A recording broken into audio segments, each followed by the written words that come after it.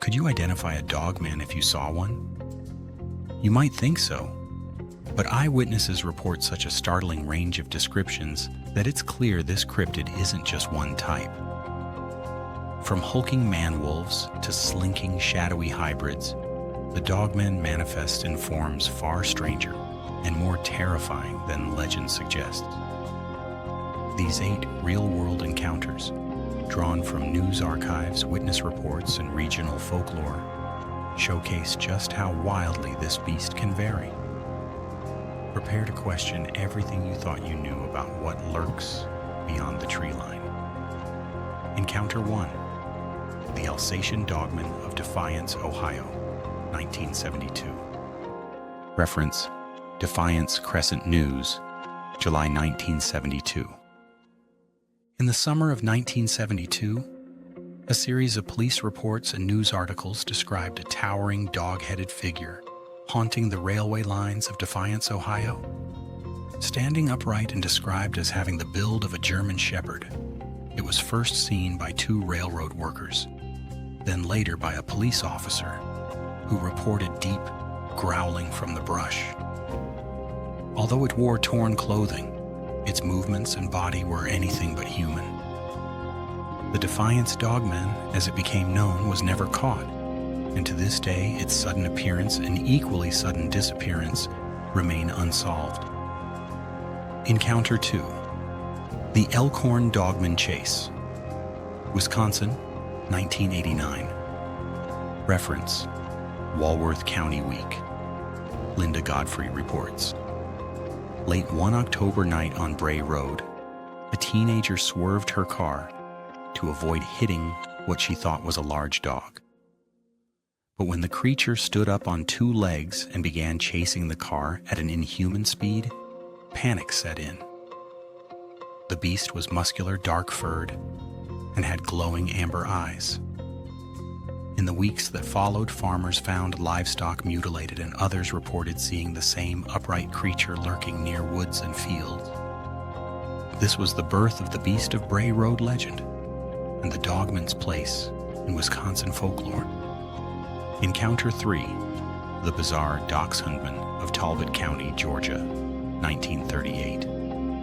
Reference: Macon Telegraph Archives, May 1938. In rural Talbot County, Georgia, residents reported seeing a strange, low-bodied, long-snouted creature crawling through the underbrush. Unlike traditional dogman sightings, this one was described as having the head of a dog, but a worm-like, elongated body, earning it the nickname Worm Dog. One farmer swore the thing rose on 2 legs and revealed small human-like hands beneath its matted fur. Though mocked in the papers, the reports persisted, and some cryptid researchers now call this regional variant the Dachshundman, a grotesque distortion of the dogman form. Encounter 4. The Civil War Werewolf of Camp Chase, West Virginia, 1864. Reference: Harper's Weekly, Civil War Era Letters. Union soldiers stationed at Camp Chase during the Civil War wrote of eerie howls echoing through the woods and of a tall, wolf-headed figure spotted near campfires late at night. One soldier described raising his rifle on a beast that stood like a man but bore the snarling muzzle of a wolf. Though nothing was found, several letters and a brief mention in Harper's Weekly document this chilling tale. Historians call it wartime superstition.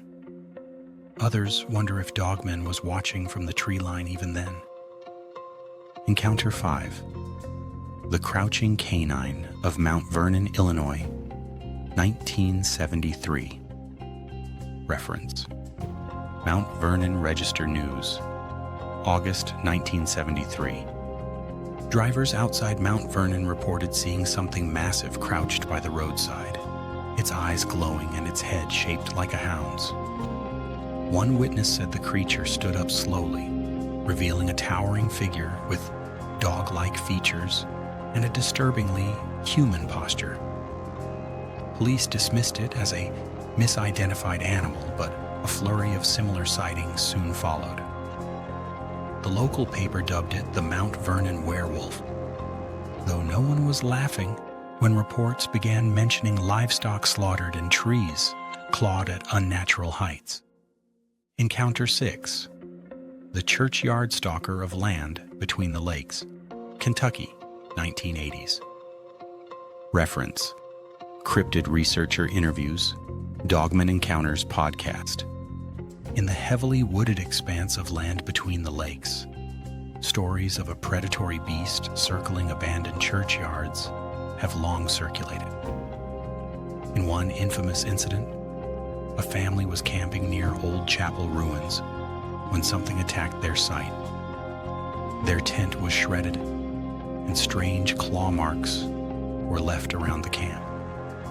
Survivors reported seeing a creature with glowing eyes and a head, like a black-furred wolf, walking on 2 legs. The area remains a hotbed for dogman hunters, who consider the LBL incident one of the most disturbing in cryptid history. Encounter 7. The Bayou Beast of Caddo Parish, Louisiana, in 1915. Reference: Shreveport Times, June 1915. In the swamplands of Caddo Parish, trappers began encountering something they couldn't explain.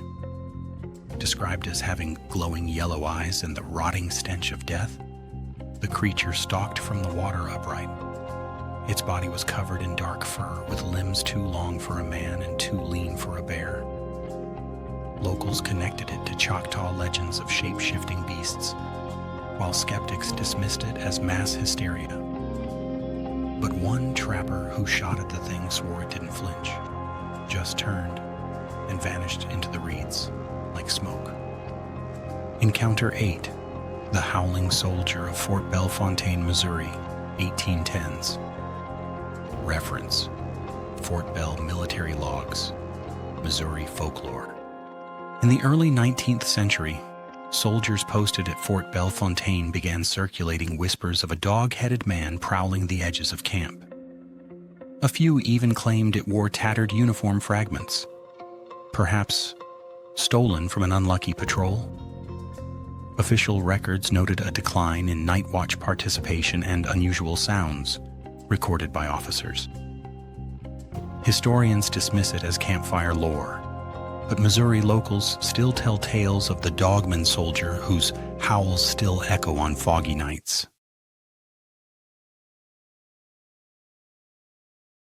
Something moved in the trees. It was far too big to be a deer. It walked on 2 legs, unlike a bear.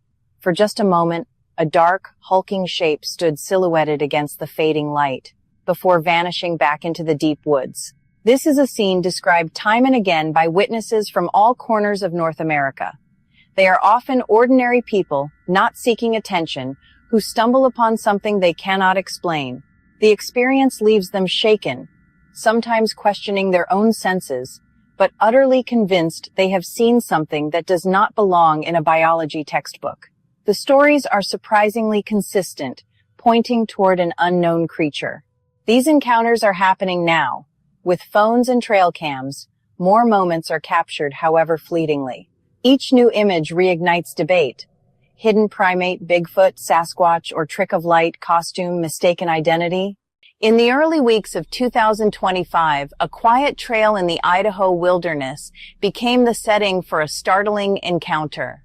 An unnamed rider on an ATV captured the journey on a mounted camera, simply enjoying the outdoors. Only later did a shocking detail emerge. For a few frames, a massive, dark figure moves with purpose through the trees, crossing the trail ahead. The shape is tall, broad-shouldered, covered in what appears to be dark hair. So dark, it looks like a moving shadow. The clip was uploaded and shared by Otherworldly News, and it spread like wildfire. Some hailed it as the first major Bigfoot sighting of 2025. The rider's fear felt genuine. He said it scared the pants off of him. A 2025 study ranked Idaho 8th most likely for encounters, with over 100 reports. Vast terrain and dense forests offer plausible habitat and match regional sighting patterns. Critics noted shaky footage, partial occlusion, low resolution, maybe a costume or a bear briefly on hind legs. Without the rider or higher quality, the debate stalled. Compelling, but unproven. Pennsylvania, particularly forests around its state university, has become a hotspot. A witness reported a large bipedal creature just 25 miles from campus. Authorities described him as sincere and very credible. He'd never believed in Bigfoot until researching similar reports. He drove over 100 miles back to aid investigators. It was the third reported sighting in the county in 6 years, hinting at a pattern. Earlier that year, a student hunting after dark encountered something unidentifiable. During a storm survey in Fayette County, a later reviewed photo showed a dark figure in the trees. A meteorologist suggested it was likely staged, but the image startled many. Again, a Bigfoot-like form in plausible mountain habitat. When multiple, unrelated witnesses deemed credible report similar encounters over years in the same region, it's harder to ignore. Eyewitness testimony, photographic anomalies, and a history of local reports suggest a persistent mystery. It warrants sober, serious investigation, whatever you believe. May 18, 2025, a 47-year-old named Henry and his 12-year-old son bow fishing in Monroe County, Michigan. Around 11:30 a.m., near I-75 and La Plaisance Road, not far from an inmate dormitory facility. Their peaceful outing shattered when they saw something difficult to explain. As big as a bear, gorilla-like, hunched, yet running swiftly on 2 legs through the trees. Estimated 6 feet tall, even hunched. Powerfully built, hairy back, and a large rear end. The stooped bipedal motion didn't match known North American animals. Matt Moneymaker, founder of the BFRO, took the report seriously. He interviewed them extensively and separately to avoid cross-influence. He judged their accounts freshly descriptive, not TV-learned lore. Based on clarity and credibility, he designated it a Class A encounter. Not remote Northwest wilderness, this was a relatively populated Midwest area. Challenging assumptions about habitat. Detailed description, consistency, and positive assessment make the Monroe County encounter hard to dismiss outright. Maine, deep woods, and rugged coast has long nurtured mysterious tales. After a heavy storm in February 2025, a homeowner near Kenyon Hills found enormous footprints. Not deer, not moose, not bear. The prints were massive. The stride measured an incredible 7 to 8 feet, suggesting a creature of immense size moving effortlessly across difficult terrain. He traced them for about 150 feet before they degraded and disappeared. The snow couldn't preserve fine detail. No definitive cast or identification. He submitted the account to researchers, adding to Maine's growing file.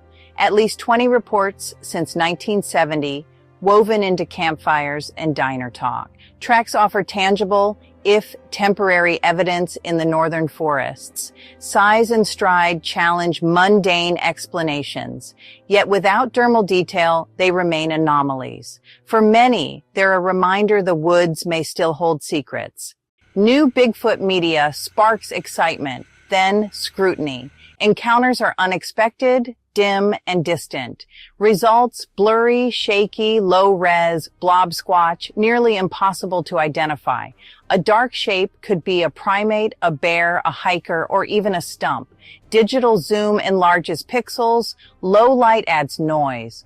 Autofocus hunts, producing pulsing, morphing artifacts. Quirks and context can make the mundane look otherworldly. Who captured it? Any hoax history? Seeking fame? Many uploaders remain anonymous, blocking follow-up.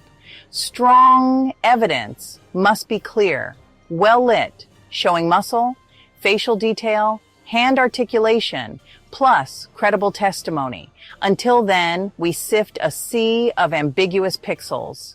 each promising revelations while raising more questions. Scientifically, the case is weak. No bodies, bones, teeth, or uncontaminated DNA. Decades of searching. No type specimen. Folklore without a body. Hoaxes abound. The internet rewards clicks, views, and viral fame. A costume and a camera can fool from a distance in forests. Many acclaimed clips later fell apart. Misidentification and pareidolia are common. Bears can rear and step bipedally. Large hikers, moose, and stumps in bad light complete the mix. A large primate population should leave abundant ecological traces. Their voices and movements should saturate recorders and camera traps. Believers cite intelligence and elusiveness. Skeptics demand the missing trace. To date, it remains undiscovered. Believers point to striking consistency across thousands of reports. Exceptionally tall, 7 to 9 feet. Long hair, brown, black, or reddish. Powerful, long-armed, broad-shouldered, head set low with no visible neck. Bipedal with a distinct, compliant gait. Hard to mimic in a rigid costume. Many mention sudden silence. Birds and insects go quiet, the woods go still. Beyond footprints, stick structures appear, some natural, others seemingly deliberate. Theories range from markers to signs or art. Vocalizations, deep howls, eerie whistles, rapid chatter. Identical sounds from far-flung witnesses strengthen the pattern. Thousands go missing yearly in North America. Most are solved. A few remain open. Some propose overlap with Sasquatch reports implies a link. Strange cases. Vanish from known trails. Leave gear. No struggle. Dogs lose the scent abruptly. Approach with care. There is no direct evidence. No confirmed case. Linking disappearances to Sasquatch. Most disappearances have mundane, tragic causes. Getting lost, exposure, medical events, predators, or choice. The abduction idea persists as a dark undercurrent, but it remains speculative and sensational, separate from scientific search. After Idaho, Pennsylvania, Michigan, and Maine, we're back at the edge of a great mystery. Compelling stories, blurry figures, massive tracks, patterns of a tall, hairy, bipedal creature moving with power. Yet no body, no high-resolution photo surviving scrutiny, no bone, no undisputed DNA. A skeptic can explain each piece as mistake, light, or lie. The path forward blends open-minded curiosity with rigorous skepticism. Encourage reports, respect witnesses, document meticulously. Deploy better tools and hotspots, high-def thermal, remote audio, environmental DNA. If something is out there, it leaves a genetic trace, separate signal from noise. This is more than a monster hunt. It mirrors our bond with wild places. Whether real, primate, or a powerful illusion, the mystery has value. It urges us to look closer, listen carefully, and keep our wonder. For now, the question lives on.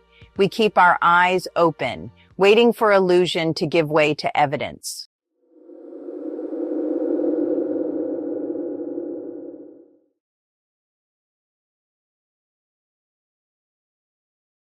You can hear all the fear in the guy's voice when he saw Bigfoot.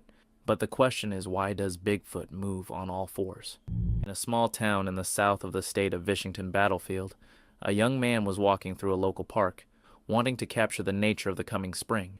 But suddenly, listening to the bushes and coming closer to check, he saw it.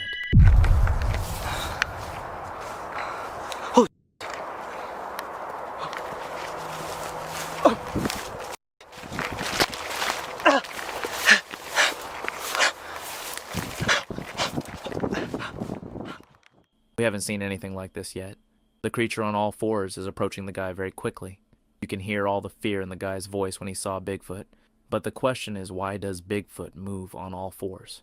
After chatting with their friends, they came up with several explanations. First, if a Bigfoot is a primate, then moving on all fours, quadrupedalism. may be a natural part of its motor scheme, like in gorillas or chimpanzees. Such animals most often move on 4 limbs, using a fist gait when they rely on bent fingers.